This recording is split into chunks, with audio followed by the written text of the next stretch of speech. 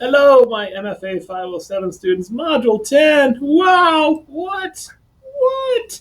The last module, and the good news is that there's not a lot to do for this module as we are just wrapping up this course. And the reason that Southern New Hampshire does that is because remember all that hard work you put into Module 9's final toolkit assignment? Yeah, I get to grade all those in detail. So those will take me several days more than likely. I will do my best to get them back to you as soon as I can, but they are very complex, and I will do my best to get those to you. My goal is usually I try to get them done Monday. I cannot promise that'll happen simply because of the amount of work that is involved with grading those, but I will do my darndest. Okay. Anyway, so let's go ahead and get through what's going on for this module. So for this video, I'm going to kind of show you basically what's going to go on in this module, talk a bit more about the discussion board, and I'm going to give you my insights on some of that. And then I will also just kind of give a final party thought. Okay, so let's go ahead and module 10. Let's go ahead and get to the professional landscape. All right, so what are we going to be doing for this module? Well, if you're feeling a little tired, a little like stressed out or burned out, or well, you just got done doing a big, module 9 thing. So this one, we're just going to then kind of take a breather and kind of do some reflection. We're going to look at the professional landscape as far as how it relates to genre, okay? And there's just a few things we're going to be doing. Really, the only deliverable is a discussion board, which, those are always, I actually enjoy listening to those and responding to those. So that's not too bad. And we'll get to that in just a second. All right, so let's go ahead and see what else we got. I would say go ahead and read over the module interview. When I was reading through this, that there was one quote that, a couple quotes, you might see that when it comes to writing, the act of learning is lifelong. Oh my gosh, I couldn't agree more with that. When students say, why am I going to school? Why am I going to college? I said, the most important thing that you're going to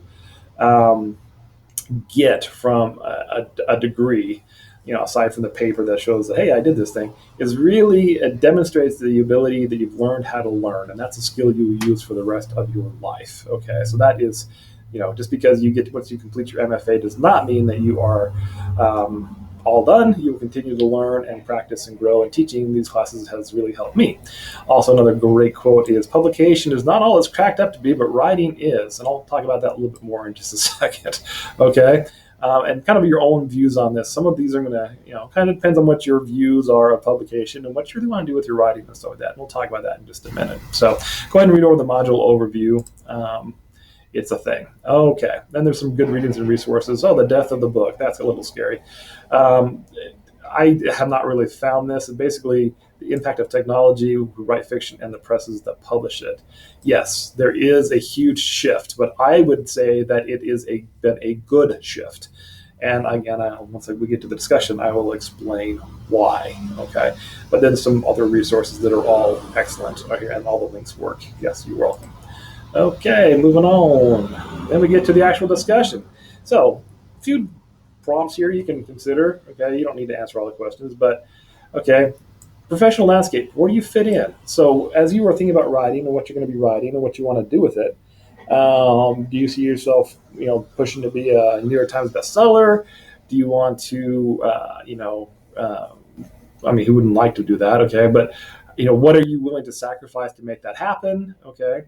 What opportunities are out there that you're aware of? Okay, publishing contests and stuff like that. And I'm going to take a minute here.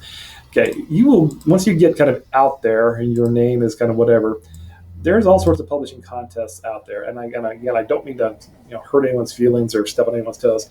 If you have to pay money to enter a publishing contest, it is a bad contest. Okay, that is a scam.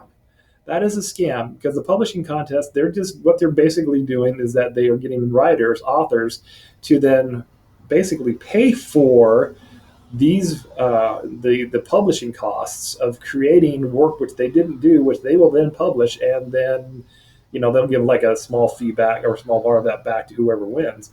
But that's just a way for them to make money.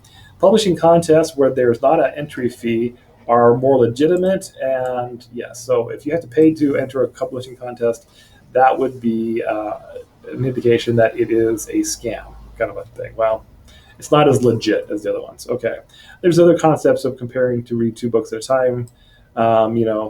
I usually read one book at a time. But it's interesting. I don't know how it is for the rest of you. That if I usually pick up a book within the first few lines, I'm right back to where I was. I remember what was going on. Okay, not everyone can do that, but was it confusing to read two books at a time? Whatever. Okay, of the two books you had to read, which one did you like? Again, you don't have to answer all these questions. Any one of these. Okay, what are your observations and experiences related to the publishing in genres? Okay, so, and then the idea of books of peers exposed about ideas of genres. Okay, so I want to talk about this really quick, kind of like my own personal experience with publishing and stuff like that. So my first book, The Hidden Sun, I wrote it. My wife encouraged me to, shop it around. I did. It got published through a small publishing company, but it was traditionally published. They had an editor go through it. They created the cover. They had me sign a contract. And included in the contract was that I had to help promote the book, which makes sense because I was excited about it. So I did a whole bunch of promotion. I did, book tours and, book signings and stuff like this, and spent a lot of my own time. And the book retailed, and you could buy it at bookstores. It was great. It's kind of cool to walk into Barnes and Noble and see your book available for sale. Book retailed for like $17.99, crazy. Of which I got like 80 cents per book that was sold. Okay, and after about a year of doing this, and I was working on my second book at the time, and then working on the third book and stuff like this. I recognized, wow, my ROI, my return on investment, the amount of time and effort that I am promoting this book and being out there and spending time away from my family, it's not that good as far as the amount of money I was making compared to the amount of effort that I was putting into it. Because, what a lot of people don't realize is that when authors, at least most authors, they spend almost more time promoting than they actually do writing. It's not like you just write a book, send it off to a publisher, and then they start sending you checks. That's not how it works with most publishing companies. They expect you to have an online presence, to have, to do, and if that's something you're interested in, great. If not, then, there's a good thing. Another change that's happened is that there used to be the only way to get published was to go through a publishing company. They kind of were the gatekeepers and allowed what they want. Well, guess what they're going to accept? Generally what will sell. That's why we see so many books that are on the top bestsellers list that are just garbage because they sell, but they're not necessarily good literature.